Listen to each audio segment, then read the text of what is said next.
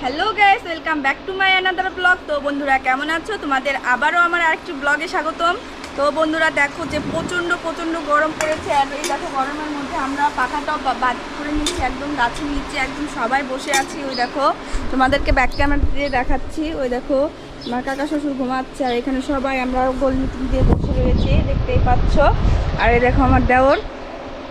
দেখো তো ভাবলাম এই দেখো প্রচুর, এটা হলো আমার ঘর, প্রচুর পরিমাণে রোদ, যার কারণে একটা আইডিয়া ভাবলাম যে গরমের মধ্যে গরমের রোদ্রেই একটা ডিম পোস্ট করা যাক, একটা ডিম ভাজা যাক। তো আমি অনেক ইউটিউবাররা গরমে ডিম ভাজে, তো আমিও ভাবলাম যে প্রথম যে সবাই যখন ট্রাই করলো, তো আমিও একবার ট্রাই করি ডিম ভাজারটা। আর যে প্রচণ্ড রোদ উঠেছে, এই গরমে ডিম ভাজা অবশ্যই যাবে। তো তোমরা দেখতে থাকো বন্ধ করে দে। এই দেখো এটা হলো ডিম, আর ওখানে তাওয়াটা ধুয়ে দিয়েছি, শুকাই গেছে একদম প্রমাণ সহ। কোনো মানে আমি রোদের তাপে ডিম ভাজবো, সত্যি একদম সত্যি, কোনো ফেক না, ফেক ভিডিও না। তো আসো,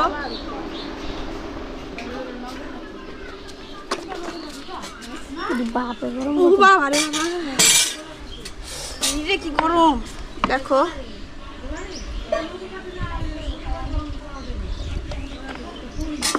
গ্যাসের তেল থাকলে ফুটবে।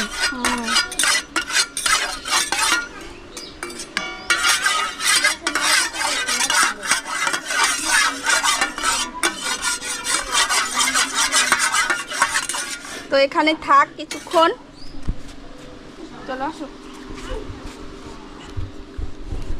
তো এখানে থাক, তেলটা গরম হোক, তারপরে ডিমটা ভাজা যাবে। চলো।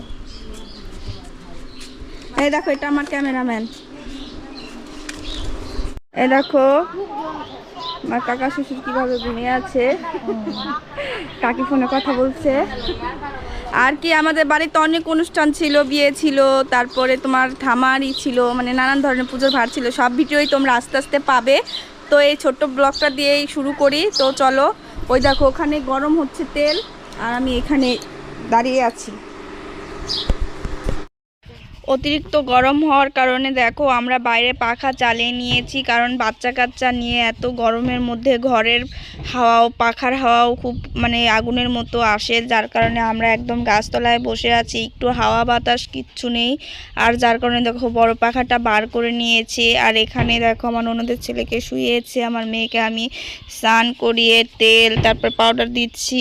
আর ভাবলাম যে অনেক দিন ধরে ভালো একটা ভিডিও তোমরা দেখো না আমার চ্যানেলে, তাই এই ভিডিওটা ছাড়লাম। গরমের মধ্যে ডিম ভাজলাম, একদম ফেক না বন্ধুরা, একদম অরিজিনাল। আর যেটুকু আমি ডিম ভেজেছি তোমাদেরকে একদম সামনে রেখেই করেছি। তো দেখতে থাকো ভিডিও।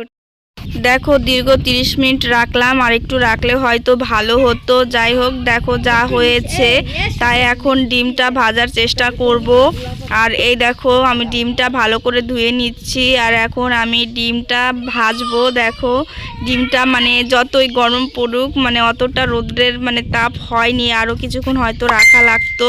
আর যাই হোক আমার ডিম ভাজা হয়নি। আমার দেওর বলল যে বৌদি তুমি গ্যাসের থেকে এইটা এনে তারপরে এই ডিমটা ভাজো। অনেক ইউটিউবাররা আছে গ্যাসে গরম করে তারপরে ডিম ভাজা দেখায়। আমি বললাম যে না, ওই ফেক কি আমি কেন করব, সবাই যা করে আমিও তাই করব।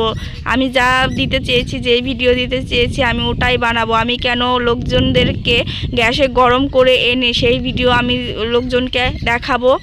আমি কোনো মিথ্যার আশ্রয় নেব না। যার কারণে দেখো আমি একদম রৌদ্রের তাপে একদম, হয়তো বাচ্চা মানুষ বুঝতে পারেনি যে কথাটা বললো। আর এই দেখো রৌদ্রে যতই তাপ হোক, রৌদ্রের একদম ডিম ভাজা মানে উপযোগী হয়ে ওঠে না, গ্যাসে দিতেই হবে। এই দেখো এই ভিডিওটা এই পর্যন্তই, ডিমটা আমার ভাজা হয়নি, প্রচণ্ড গরম, যার কারণে ভাবলাম যে না একটা ডিম ভাজাই যাক। কিন্তু না, এখন আমি গিয়ে ডিমটা ভাজা হয়নি, এখন গিয়ে আমি ডিমটা পোস্ট করে নেব। আর ডিমটা পোস্ট করলেও হয়তো খাওয়া যাবে না, অনেক বালি এর মধ্যে, মানে হাওয়া বাতাসে লেগে গিয়েছে।